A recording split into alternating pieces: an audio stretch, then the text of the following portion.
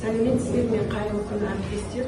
Алматы қаласы Дінмұхамед Ахметович Қонаев атындағы колледждің география пәнінің оқытушысы Көбенова Жанар Манжанқызы.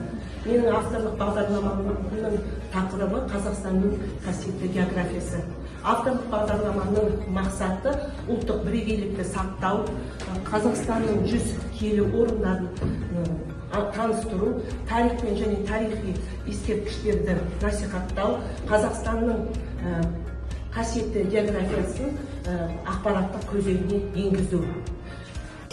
Бағдарламаның міндеті Қазақстанның киелі жерлері жобасының рөлін, орнын анықтау, оқушылардың бойындағы ұлттық құндылықтарды қалыптастыру және дамыту, Қазақстанның патриотизм, ұлттық жауапкершілік, қазақ халқының мәдениеті мен салт-дәстүрлерін құрметтеу, еңбек пен шығармашылық ынтымақтастық, аштық, өмір бойы білім беру бағдарламаның міндеті.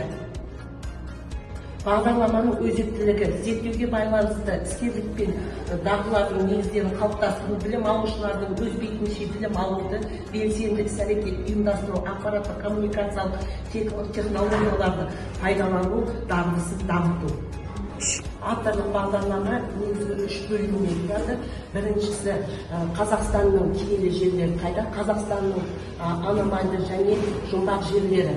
Екінші бөлімі Қазақстанның ерекше қастерлі табиғат ескерткіштері мұралары туралы.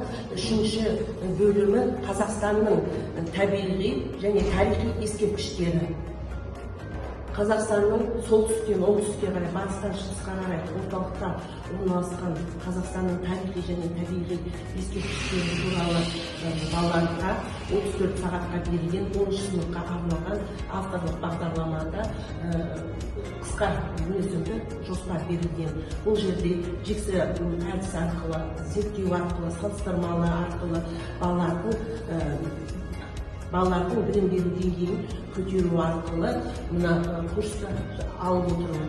Яғни өзімнің іс-тәжірибемде балаларды, яғни білім деңгейін көтере отырып, мына маршруттық және экскурсия арқылы, әңгімелесу арқылы салыстырмалы және әртүрлі тақырыптарды қамтитын балаларға кәдімгі күнделікті өмірде, яғни табиғаттағы тарихи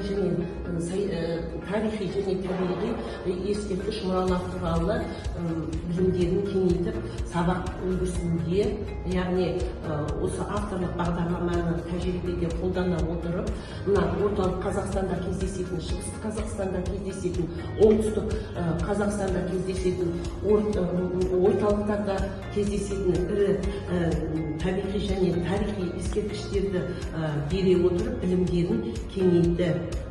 Қазақстанның тарихи және табиғи ескерткіштерінің ішінде табиғи ескерткіштерге тоқталатын болсақ, мысалы солтүстікте Көкшетау, Бурабайды, шығыста Қатон-Қарағайды, Алтынемелді, Тамғалтасты, одан кейін орталық Қазақстандағы Ұлытауларды, батыстағы Бегетата таудағы мешіті деген сияқты жерлерді атап айтсақ көп. Қазақстандағы мысалы Көлсайды атап айтуға болады.